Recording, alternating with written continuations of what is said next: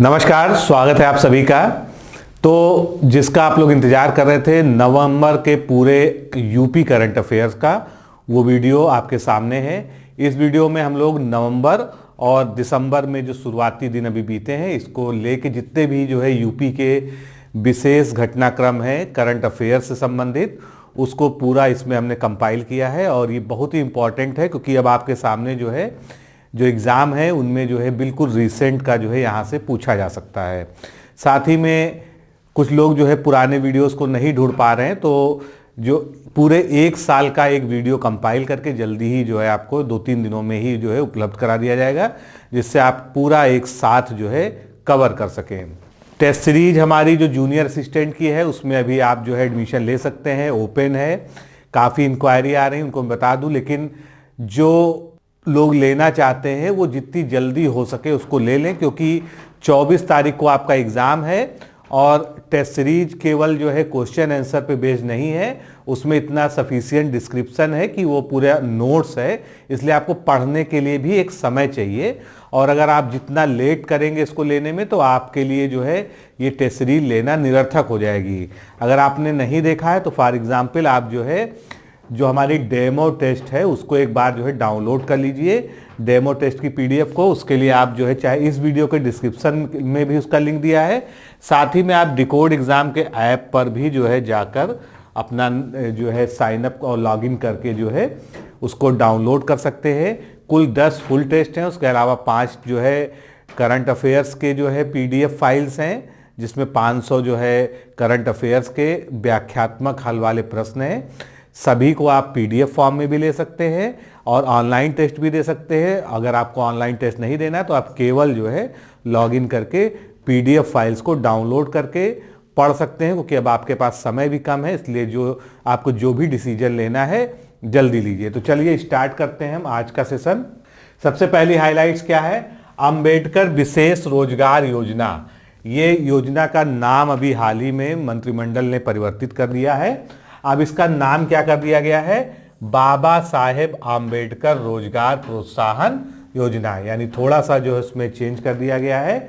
और 2019-20 जो वित्तीय वर्ष में है, इस वित्तीय वर्ष में इस योजना के क्रियान्वयन के लिए जो बजट निर्धारित किया गया है वो 50 करोड़ रुपए है।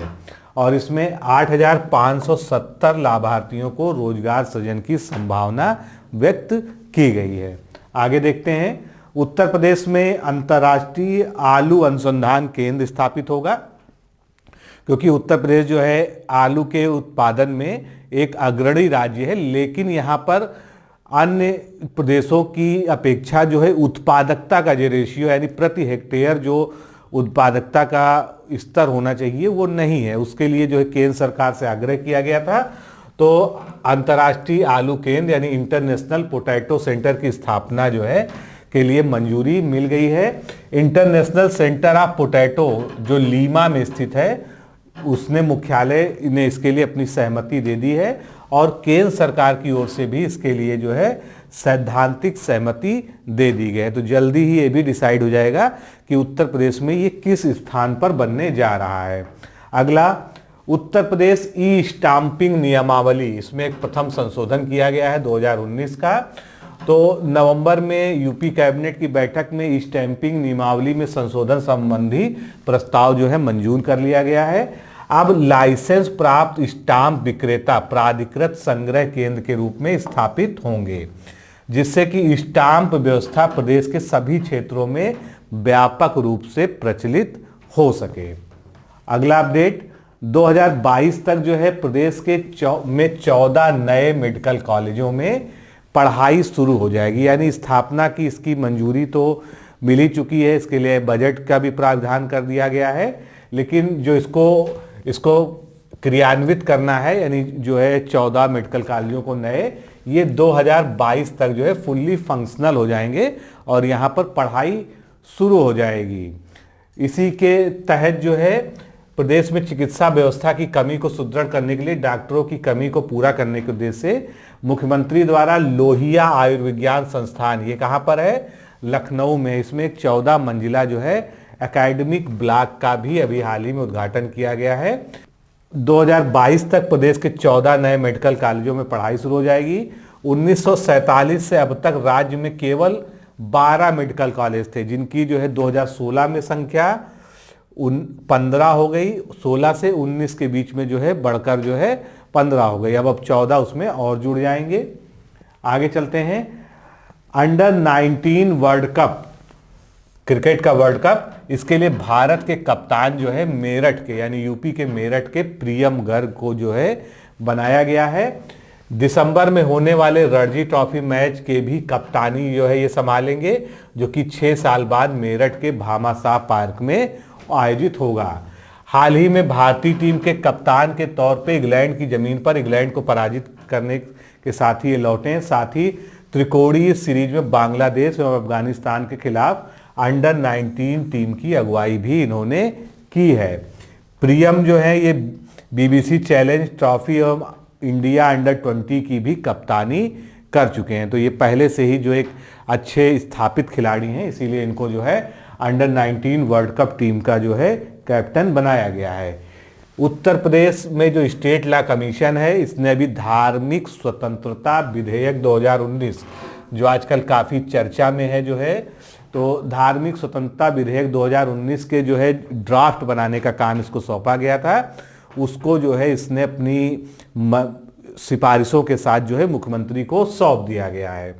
तो इसमें क्या क्या सिफारिशें की गई हैं ये महत्वपूर्ण है। धर्मांतरण यानी रिलीजियस कन्वर्जन हेतु शादी करने पर 7 साल के कारावास एवं ऐसी शादी को अवैध करने की सिफारिश जो है इस आयोग ने की है। आयोग का मानना है कि यूपी में धर्मांतरण रोकने हेतु मौजूदा कानून पर्याप्त नहीं है। इन कानूनों को और सख्त बनाने की आवश्यकता है। यूपी स्टेट कमीशन के अध्यक्ष न्यायमूर्ति एन मित्तल हैं एवं सचिव कौन है? सपना त्रिपाठी। तो ये क्वेश्चन जो है आपको याद रखना है। Uttar Pradesh state law commission के अध्यक्ष हैं न्यायमूर्ति एन मित्तल और सचिव हैं सपना त्रिपाठी। और यूपी स्टेट लॉ कमीशन की जो स्थापना हुई थी ये 20 जनवरी 2014 को हुई थी। तो ये भी फैक्ट इंपॉर्टेंट है। साथ ही अब इसमें कुछ और बड़ी सिफारिशें हैं। ड्राफ्ट में कहा गया है कि अगर किसी ने दूसरा धर्म अपना लिया था लेकिन वह पुराने धर्म में दोबारा वापसी करना चाहता है तो वो कर सकता है और ये कोई भी अपराध नहीं माना जाएगा। इस पूरी प्रक्रिया को धर्म परिवर्तन कानून से बाहर होगी। ड्राफ्ट में सिफारिश की गई कि अगर कोई व्यक्ति धर्मांतरण करना चाहता है, अपना धर्म परिवर्तित करना चाहता है, तो वो पहले जिलाधिकारी या उसके द्वारा नामित अपर जिलाधिकारी को 1 महीने पहले शपथ पत्र प्रस्तुत करेगा और उसे यह भी घोषित करना होगा कि यह धर्मांतरण किसी छल, प्रलोभन, जबरन या किसी अन्य प्रभाव में नहीं किया जा रहा है। और इतना ही नहीं, धर्मांतरण करने वाले धर्म गुरुओं यानी जो भी उनका धर्मांतरण कराएंगे विधि विधान से, उनको भी डीएम ऑफिस से प्रस्तावित फॉर्म भरकर 1 महीने की नोटिस देनी होगी। तो ये सब जो सिफारिशें की गई हैं, इसका जो है मुख्य उद्देश्य ये है कि धर्मांतरण कानून को थोड़ा सख्त बनाया जाए, जिससे जो लालच देके या किसी प्रलोभन में या जो जबरन जो है धर्मांतरण कराया जाता है वो चीज़ें रुक पाए। ड्राफ्ट में ये भी कहा गया है कि देश के 10 राज्यों में धर्मांतरण को रोकने के लिए कानून पहले से बनाया गया। अब ये 10 राज्य कौन है? मध्य प्रदेश, अरुणाचल प्रदेश, उड़ीसा, तमिलनाडु, गुजरात, राजस्थान, छत्तीसगढ़, झारखंड, हिमाचल प्रदेश और उत्तराखंड। इन सब में धर्मांतरण को रोकने के लिए कानून पहले से बनाया गया है। वाराणसी में भारत का पहला आभासी प्रायोगिक संग्रहालय यानी वर्चुअल एक्सपेरिमेंट म्यूजियम का उद्घाटन अभी हाल ही में किया गया और ये भारत में यानी देश में अपनी तरह का पहला जो है वर्चुअल म्यूजियम है। और इस कहाँ पर है ये? वाराणसी के दशाश्वमेध घाट के निकट मान महल में प्रधानमंत्री द्वारा इसका उद्घाटन किया गया था।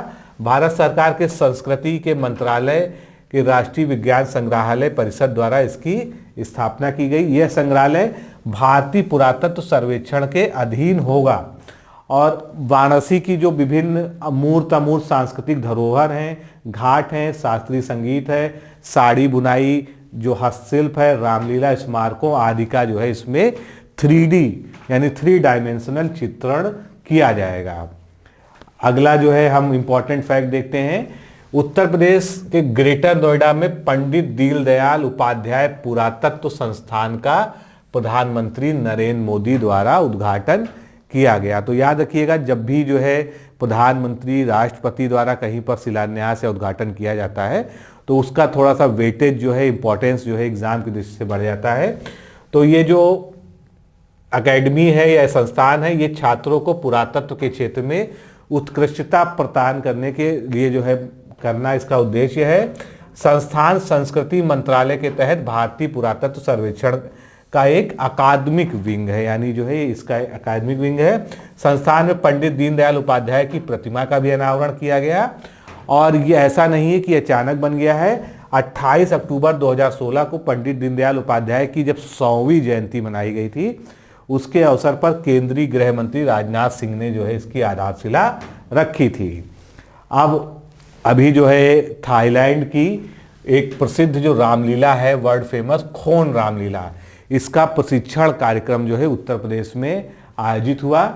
तो ये जो रामलीला है, इसमें पहली तो ये कला की दृष्टि से, संस्कृति की दृष्टि से इसमें बहुत सारी विशेषताएं हैं जो आपको जानना चाहिए। ये मुखौटे लगाकर किए जाने वाला नृत्य का एक रूप है जिसमें रामलीला के दृश्य दिखाए जाते हैं और इसमें कोई भी डायलॉग नहीं होता, यानी कोई भी डायलॉग नहीं बोला जाता है।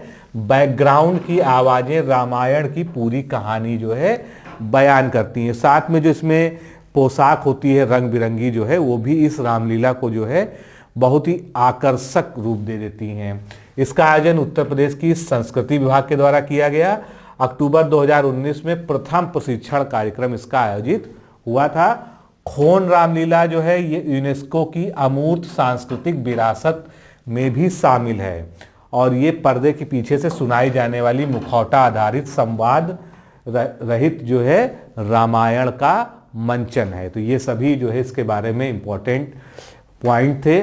अब अगला जो है इंपॉर्टेंट फैक्ट देखते हैं। यूपी सरकार कंबोडिया के सीएम रीप की तर्ज पर अयोध्या में इक्ष्वाकुपुरी का जो है बनाएगा। तो इक्ष्वाकुपुरी जो है आप जानते हैं जो एक प्राचीन स्थल था, उसी के जो है तर्ज पर ये बनाया जाएगा। तो विश्व सांस्कृतिक केंद्र के रूप में स्थापित करने के उद्देश्य से सरकार अयोध्या में गुप्तार घाट से ब्रह्मकुंड तक सरयू नदी के किनारे इक्ष्वाकुपुरी नामक ग्रीन सिटी की स्थापना करेगी।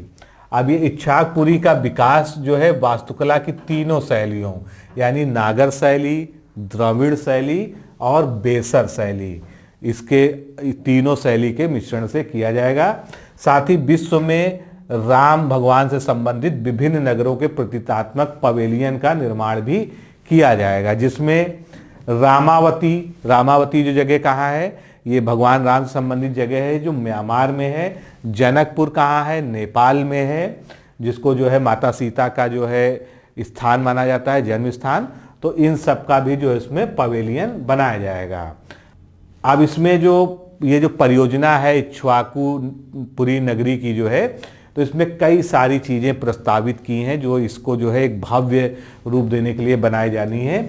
इसमें गुरुकुल की स्थापना, प्रमुख ऋषियों के जीवन दर्शन का प्रस्तुतिकरण, चारों वेदों, प्रमुख ग्रंथों और उपनिषदों का ऑडियो विजुअल चित्रण किया जाना, शास्त्रों में वर्णित अरण्य क्षेत्रों के विकास, सभी जलाशयों जो कि शास्त्रों में वर्णित किए हैं उनको वहाँ पर जो है रिप्रेजेंट करना, इक्ष्वाकु वंश के प्रतापी राजा मनु, इक्ष्वाकु, रघु, हरिश्चंद्र, राम, दशरथ, क्योंकि भगवान राम का जो वंश था वो इक्ष्वाकु वंश था जो है।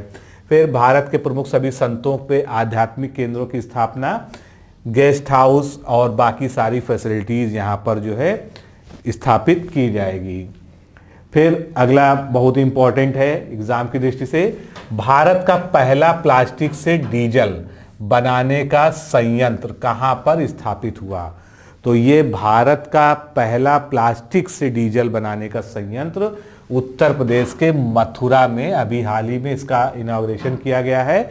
और ये जो प्रोजेक्ट है ये स्वच्छ भारत मिशन के अंतर्गत है। संयंत्र का उद्घाटन मथुरा की सांसद हेमा मालिनी के द्वारा किया गया। संयंत्र की स्थापना मथुरा नगर निगम के डंपिंग क्षेत्र में है, जहां से जो है कूड़ा लेकर जो है और उसकी प्लास्टिक से जो है डीजल बनाने का काम होगा। प्रत्येक दिन 5 मीट्रिक टन प्लास्टिक से डीजल बनाया जाएगा।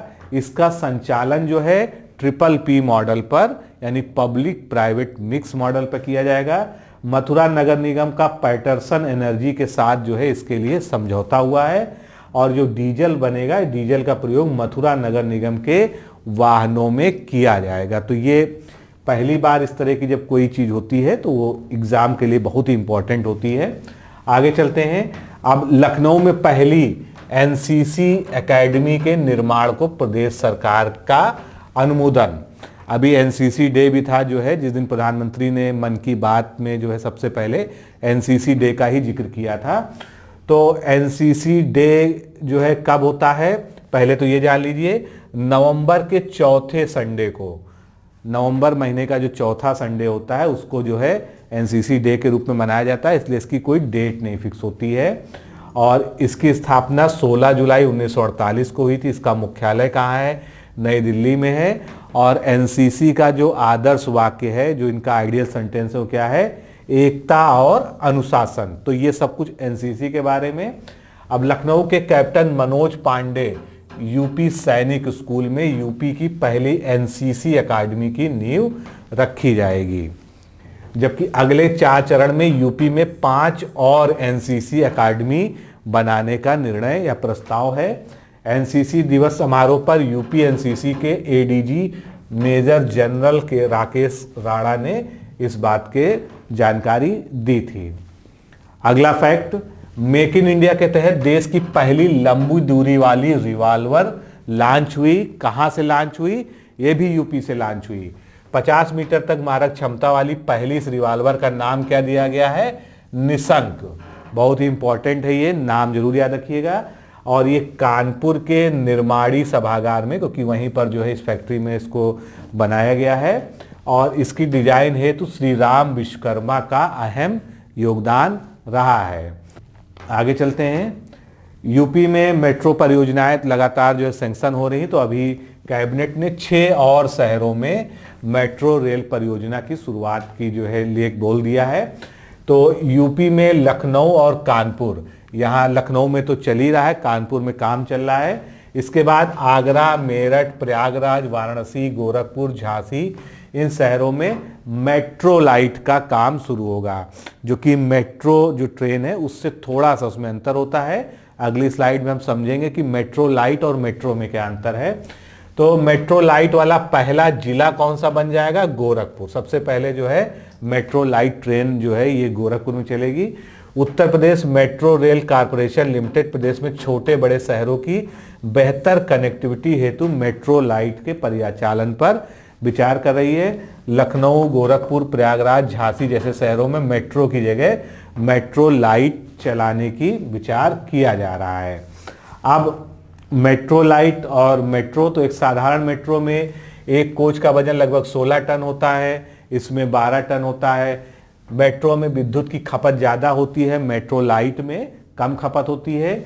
मेट्रो की लागत अधिक होती है, इसमें 30% तक लागत कम हो जाती है।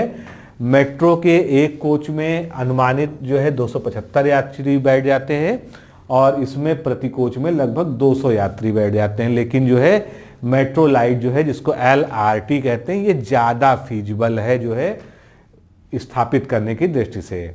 अब उत्तर प्रदेश में कई सारे मेले, कई सारे जो है प्रसिद्ध हैं, लेकिन अभी हाल ही में एक मेले को राजकीय मेले का दर्जा दिया गया है। वो कौन सा है, बैरिया घाट मेला। तो जो लोग इससे संबंधित हैं, मल्लावा विकासखंड हरदोई में ये बैरिया घाट है, तो आप कमेंट करके बताइएगा इसकी विशेषता क्या है। हम लोग भी जानना चाहते हैं कि इस मेले में क्या खासियत है। कार्तिक पूर्णिमा को गंगा किनारे बैरिया घाट पर 5 दिवसीय मेले का आयोजन होता है। राजकीय दर्जा इसको दे दिया गया है। तो इससे जो है यहाँ पर विद्युत, स्वच्छता, शौचालय, अनुदान, पेयजल आपूर्ति, गोताखोर आदि जैसी जो है बुनियादी सुविधाएं जो है इसको प्रदान हो जाएंगी और प्रबंध कर दिया जाएगा। फिर अभी दुबई में जो है इंटरनेशनल कॉल सेंटर अवार्ड जो है उसमें यूपी को जो है 112 जो लॉन्च किया गया है यूपी में इमरजेंसी या आपात सेवा का नंबर, उसको 3रा स्थान मिला है। तो ये एक बड़ी उपलब्धि है, क्योंकि यहाँ पर देशों की बात थी, देशों की कॉल सेवाएं थी, उसमें उत्तर प्रदेश जैसे प्रदेश को जो है तीसरा स्थान मिल गया जो है। और इसमें जो है आपात सेवाओं में प्रथम स्थान सिंगापुर पुलिस को तथा द्वितीय स्थान शाहजहां पुलिस को मिला। अब कुछ आपात सेवाएं जो है जिनसे यूपी और आगे निकला, जैसे कि अमेरिका की 911 सर्विस। अगर आप लोग जो है हॉलीवुड की पिक्चरें देखते होंगे तो 911 जो है खूब जानते होंगे। तो अमेरिका की 911, यूरोप में 112 चलता है, ऑस्ट्रेलिया में 102 चलता है। ये सभी वहाँ की जो है नेशनल इमरजेंसी नंबर्स हैं। तो यूपी की जो सेवा है वो उससे भी बेहतर है, 112। तो इसको जो है विश्व में तीसरा स्थान मिला है इंटरनेशनल कॉल सेंटर अवार्ड्स में, और इसका आयोजन जो है दुबई में हुआ था। ये जो है कुछ फैक्ट हैं जो आपको बिल्कुल याद रखने चाहिए। फिर 3 दिवसीय international leather footwear components and technology fair meet at Agra का आयोजन हुआ। तो नाम ही यहाँ पर है एट आगरा, यानी इसका आयोजन जो है आगरा में हुआ। और इसका आयोजक कौन है? Agra footwear manufacturers and exporters, जिसको AFMEC द्वारा आयोजित किया गया। और ये इसका 13वां संस्करण था। और इसकी जो शुभारंभ किया वो केंद्रीय कौशल विकास मंत्री डॉक्टर महेंद्र नाथ पांडे के द्वारा किया गया। फिर 10 देशों की 150 कंपनियों ने नई तकनीक एवं उत्पादों का प्रदर्शन किया। और आगरा और कानपुर के कारण ही देश के जूता निर्यात में यूपी का 30% योगदान है। तो ये भी जो है एक याद रखने के लिए अच्छा फैक्ट है कि पूरे भारत में जो जूता निर्यात है उसमें उत्तर प्रदेश का अकेले जो है 30% हिस्सा है।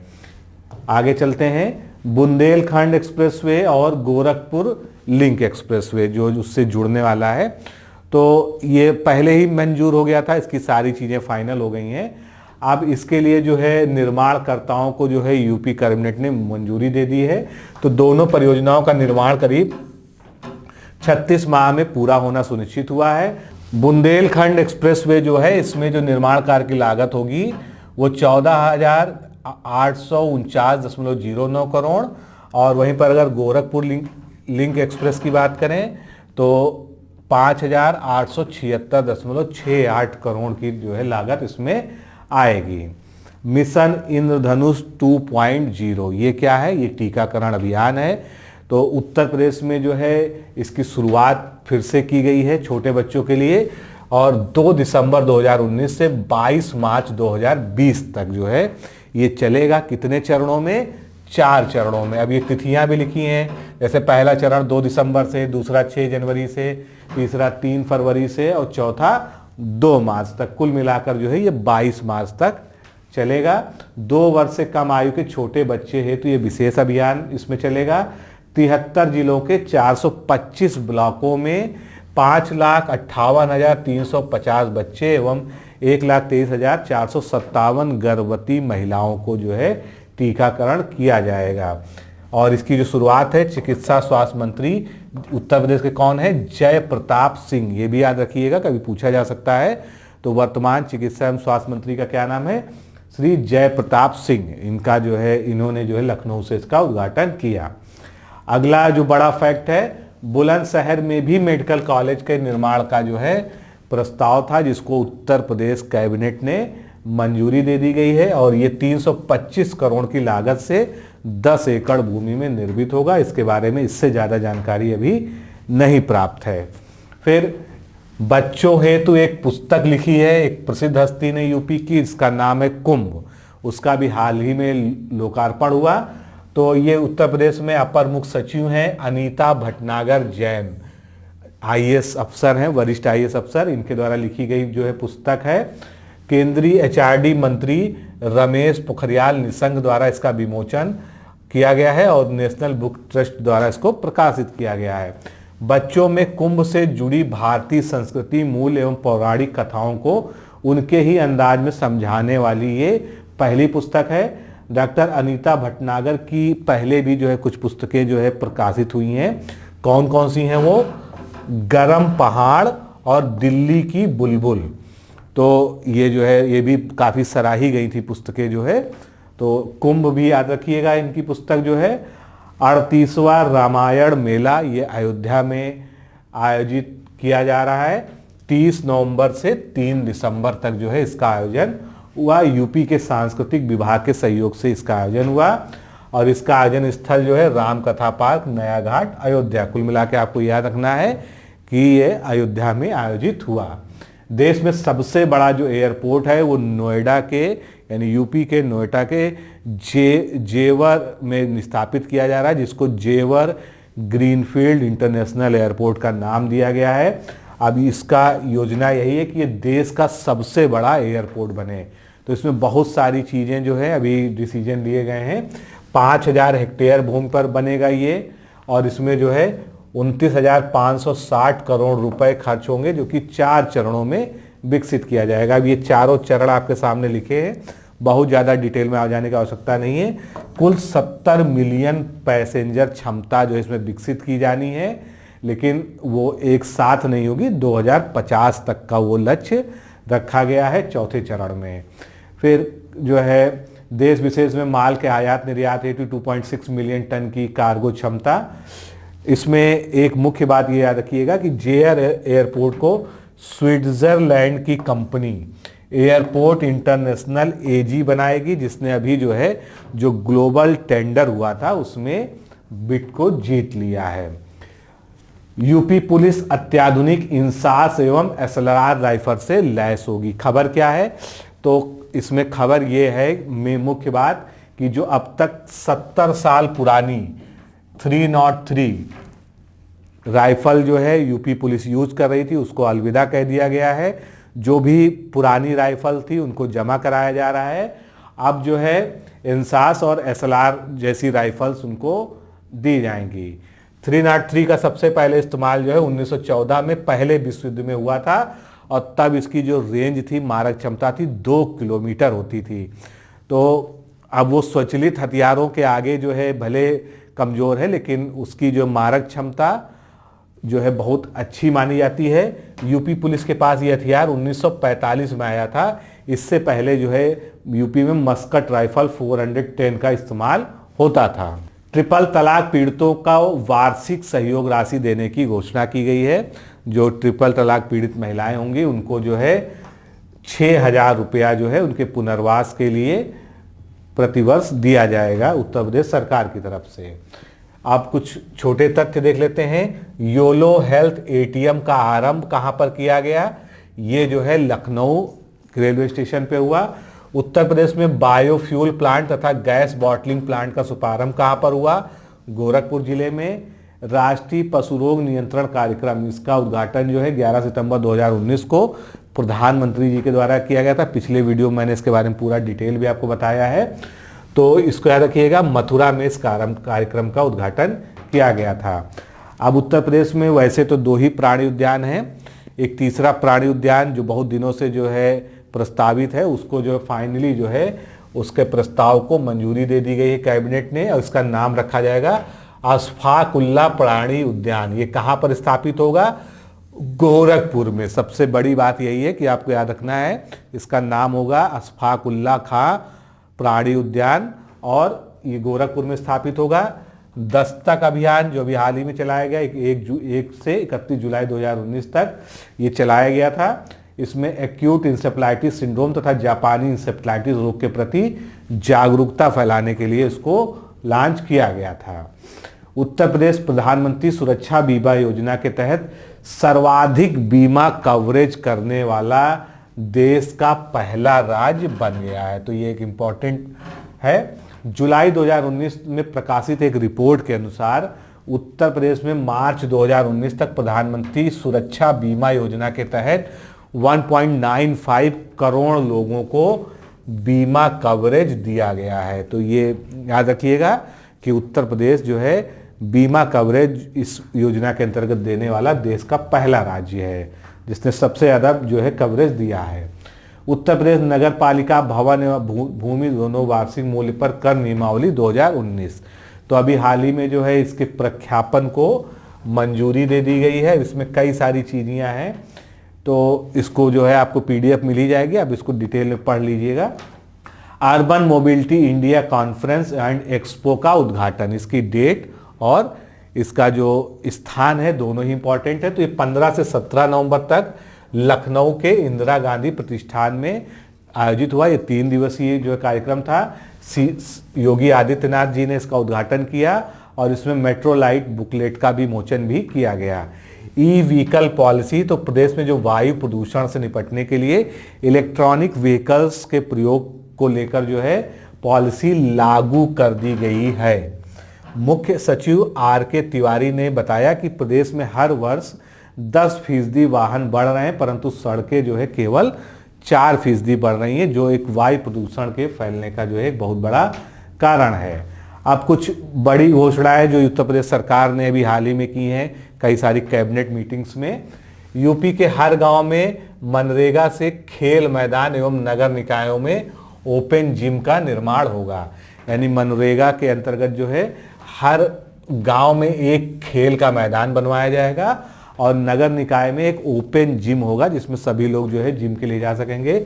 बलरामपुर में केजीएमयू की सैटेलाइट जो कैंपस बनना था वो इसी सत्र से काम करने लगेगा और इसके बारे में मैंने पहले आपको बताया है, ये स्वर्गीय प्रधानमंत्री अटल बिहारी वाजपेयी के नाम पर स्थापित हुआ है। अगले सत्र में गोंडा में एक मेडिकल कॉलेज स्थापित होगा। श्रावस्ती एवं बलरामपुर में पर्यटन को बढ़ावा देने हेतु आपस में जो है इनकी हवाई कनेक्टिविटी की जाएगी। अधूरी पड़ी सरयू नहर परियोजना को तत्काल पूरा करना है। यूपी सरकार राजा महेंद्र प्रताप सिंह के नाम पर एक राज्य विश्वविद्यालय स्थापित करेगी जिसके क्षेत्राधिकार में अलीगढ़ मंडल के अलीगढ़, कासगंज, हाथरस एवं एटा जिले शामिल होंगे। तो ये किसके नाम पर होगा? राजा महेंद्र प्रताप सिंह के नाम पर स्थापित होगा। फिर उत्तर प्रदेश सरकार की कुछ और जो है घोषणाएं।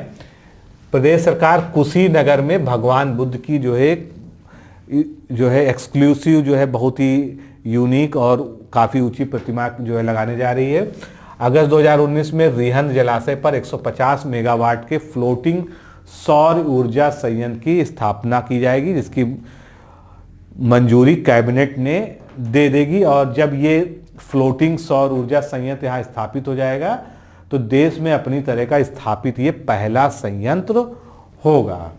अब एक बड़ा इवेंट हुआ है नेशनल लेवल का, बहुत ही महत्वपूर्ण है। 47वीं राष्ट्रीय पुलिस साइंस कांग्रेस ये लखनऊ में आयोजित हुई जिसमें अमित शाह जी ने जो है इसका समापन में जो है प्रतिभाग किया था जो है, और वहीं पर उन्होंने कहा था जो आईपीसी और सीआरपीसी है इसमें काफ़ी सारे प्रावधान जो अंग्रेजों के ज़माने से चले आ रहे हैं उसको जो है बदलाव किया जाएगा। राष्ट्रीय स्तर पर रक्षा शक्ति व नेशनल फॉरेंसिक साइंस यूनिवर्सिटी बनेगी। इसके साथ ही जो है नारकोटिक्स ब्यूरो के ढांचे में बदलाव के साथ मॉडस अप्रेंटिस ब्यूरो निदेशक अभियोजन की व्यवस्था की जाएगी। अब इसमें एक नई बात जो सबसे वो है कि एक रक्षा शक्ति विश्वविद्यालय उत्तर प्रदेश में ही जो है स्थापित किया जाएगा और नेशनल फॉरेंस साइंस यूनिवर्सिटी इसकी घोषणा तो पहले भी की जा चुकी है, ये वही है। फिर मुख्यमंत्री सामूहिक विवाह योजना जो है इसमें अनुदान राशि में वृद्धि कर दी गई है। पहले ये 35,000 प्रति जोड़ा होता था, अब इसको 51,000 रुपये कर दिया गया है और योजना के लिए वर्ष 2019-20 में 250 करोड़ रुपए का बजट में प्राविधान किया गया है जो सभी जिलों में लागू होगा। उत्तर प्रदेश में 8 प्रमुख नदियों के जो है बेसिन का प्लान तैयार किया जा रहा है। तो गोमती रिवर बेसिन प्लान के साथ ही साथ जो है ये तो तैयार हो ही रहा था, अब गंगा, यमुना, घाघरा, राप्ती, गंडक, रामगंगा और सोन नदियों को का आगे 30 वर्षों का रिवर बेसिन एक्शन प्लान तैयार किया जा रहा है। इस हेतु मुख्य सचिव की अध्यक्षता में कमेटी का एक गठन कर दिया गया है। अब एक ऐप जो है जो गन्ना किसानों से जुड़ा हुआ है, इंपॉर्टेंट एग्जाम की दृष्टि से, एक वेब पोर्टल और ई गन्ना ऐप ये दोनों ही जो है शुभारंभ किया गया है। अब किसान जो है घर बैठे ही गन्ने के बारे में सारी जानकारी जैसे सर्वेक्षण, गन्ना की कैलेंडरिंग, आपूर्ति और सूचनाएं प्राप्त कर सकेगा। जो है प्रदेश में अभी 119 चीनी मिलें कार्य कर रही हैं और इस वर्ष 2 नई मिलें और आरंभ हो जाएंगी।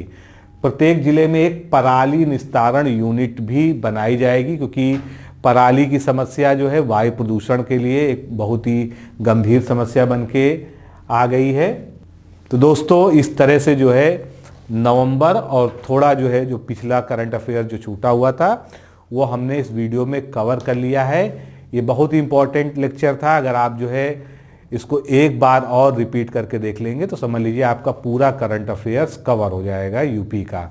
और साथ ही जो 1 ईयर का एक साथ बनाने का है वो भी मैं प्रयास करूंगा कि जल्दी ही जो है बनाकर अपलोड कर दिया जाए।